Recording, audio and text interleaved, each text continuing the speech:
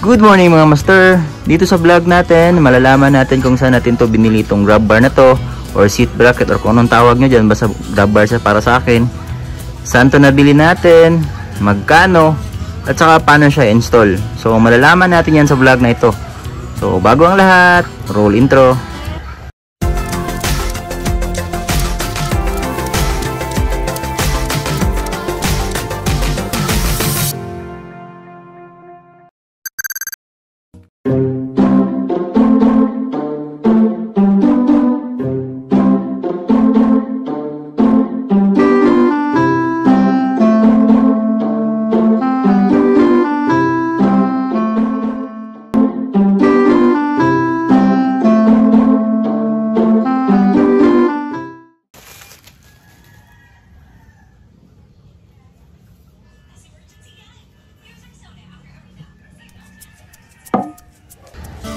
So unang tanong, saan nga pala natin to nabili itong grab bar na to?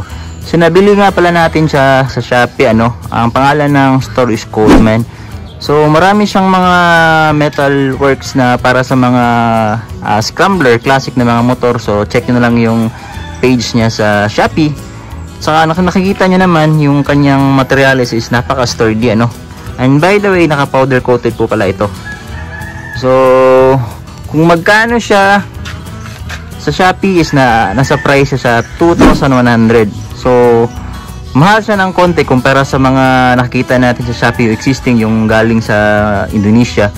Kasi ito is napaka sturdy ng bakal, So matibay yung material na ginamit niya dito. At saka naka powder coated na. So hindi yung pintura niya hindi basta-basta mag-fade, So kung paano natin siya in-install, backward muna tayo ng konti.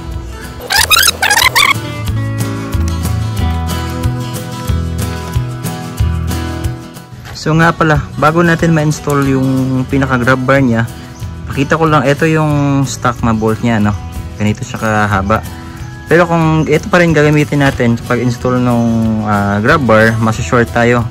So kailangan natin bumili ng mas mahaba na same size, 10mm na mas mahaba ng konti. Ayan. So nilagyan lang natin ng washer para mas mahipit yung kapit niya sa grab bar. So bali apat ito, apat din na washer.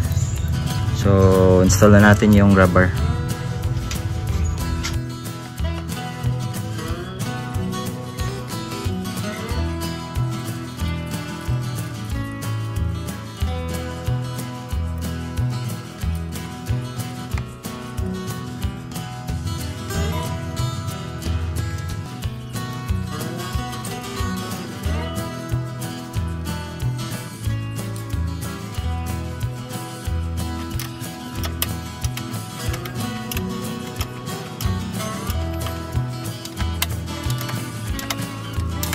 A few moments later.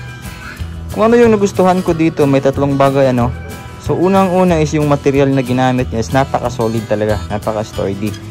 Pangalawa is naka-powder coated na siya. So compared sa iba na binili natin sa Shopee, is madaling nagpe-fade yung pintura, tsaka hindi siya ganun ka solid. And number 3 na paborito ko is plug and play lang talaga siya. Hindi siya hassle ikabit.